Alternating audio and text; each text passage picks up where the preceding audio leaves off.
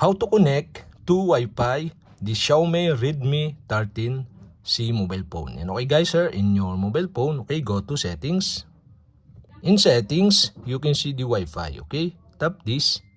First, we have to turn on the Wi-Fi, okay? The Wi-Fi is off, and to turn on the Wi-Fi, okay, you'll have to do is switch on the switch button on the right side. And below, you can see the available network. So for my example, I connect to network by Rus. So after you select the network or Wi-Fi network, enter the password of this network.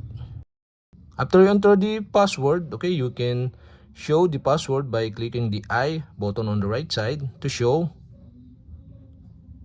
and tap again to hide.